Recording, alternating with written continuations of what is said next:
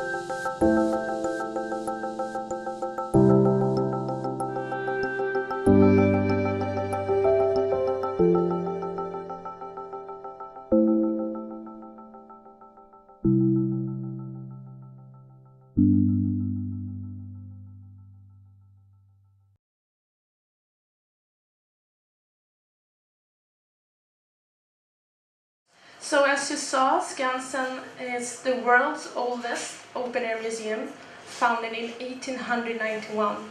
So it's actually a time travel back into Swedish history, which is kind of great. Like, you can come to Skansen and see the whole of Sweden in one place. Because we have houses and farmsteads, original ones, that's been dismantled and transferred to Skansen. So we have about 160 houses, 95% of them are originals, and they date back from the 1700th century up till 1930. And last year we had 1,425,000 visitors. Hooray! Which we are very proud of. And we're also open all year round, never ever closed. Even on Christmas Eve you can come and visit Skansen, free of charge. Or on New Year's Eve, where we have this grand celebration with fireworks and concerts. And you can of course enjoy a great New Year's Eve supper in one of the restaurants. And we're open on New Year's Day as well. The area of the park is quite big, 300,000 square meters, but don't fear, I will show you how you can see Skansen in 1 hour. So this is our version of living history. This is what our guests see when they enter one of the houses in Skansen. They see my colleagues dressed in period dresses from that period, specific period of time. So it's really like traveling back in time for real. But of course in Sweden. And our animals. We're actually Stockholm's only zoo. We have about 75 different species of both the wild and domestic animals. And specifically we show Nordic animals. So this is our bear. She's called Lil Babs, after an actress and singer in Sweden, and her cub that was born last year. And they just woke up this week. The spring is arriving to Stockholm, and with that, you see the bears waking up and coming out. And we also have pony riding for children, and yeah. Skansen is also the place where we celebrate national holidays throughout the year. Not only Christmas and New Year's Eve, we also celebrate the Swedish National Day, which is done on the Soliden stage with this beautiful view over Stockholm. And the royal family comes, and it's a big, grand celebration. And not to mention the midsummer celebration, which is around June, the 20th of June, where we celebrate the midsummer. We dance around a maypole, dance like frogs. It's very realistic, or unrealistic perhaps. And we have about 28,000 visitors on that day, on Midsummer Eve. But don't fear, we can take more visitors, as we have a large park. So you never have to pre-book a visit to Skansen. You can only, whenever you want to come with your group to Skansen, because we have the space. Other highlights, for example, during the summers, the summer evenings, we have folk dancing, traditional folk dancing. And for the children, we have that they can try to do different type of activities in the houses. They can help my colleagues to do butter from the milk that we just picked up from the barn, or do pony riding, or just see when the animals are being fed. We have a lot of activities during every day, basically. And the children's zoo. We have a children's zoo for children between about, I would say, 2, 3 up to 10 years old.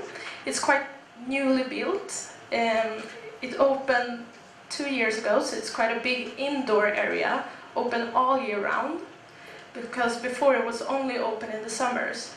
So this is quite good, because we are an open-air museum. It can rain or be very windy or so.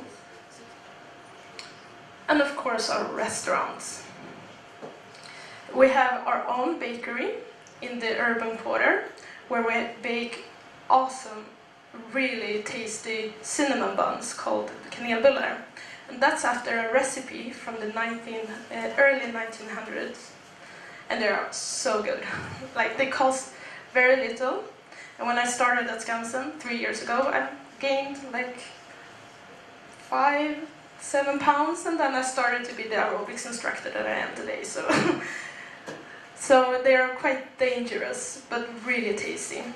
And we have other restaurants serving traditional Swedish food, Swedish smorgasbord, or the Christmas,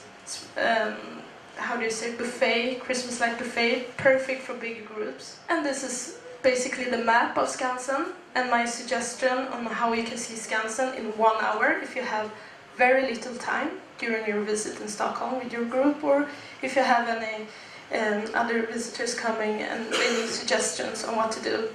Then I would basically start, I don't think this I would start down here with we have 2 entrances, one is here and one is there.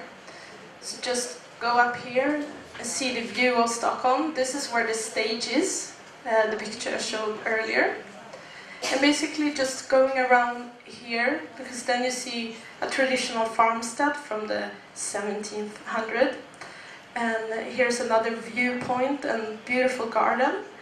And then here you can see the urban quarter with the bakery, of course, which is, you should see that. And the glass factory, where we still blow our own glasses. So that's a good route for 1 hour. This is our website. We have information in Russian as well. Oh, sorry. Up here. And there you can find everything you need, basically, like opening hours, what to do, when to do, what dates. In English, we also have this calendar, which is up to date every day, which is also searchable. You can go online and just search for a date to see what happened at Skansen on that actual date, which can be very helpful for you. We also have our new app, which is for now in Swedish and English, and that can be downloaded on your smartphone for both Android and for the iPhone. And it's an interactive map which shows what is open today, where the closest bathroom is, the restaurants, all the basic needs that you need to know during your visit. As we are an open-air museum, we have seasonal opening hours, meaning we close a little bit earlier in the winter because of the sun is nowhere to be seen after 3 o'clock. So naturally we close around 3, 4 o'clock. But in the summer, we are open until 10 o'clock in evenings. But the houses and farmsteads close around 6, 7 p.m. And we accept both the euro and all euro and dollars, and which is not, yeah. And this is our website. Sorry. And you can find us on Facebook and on Instagram.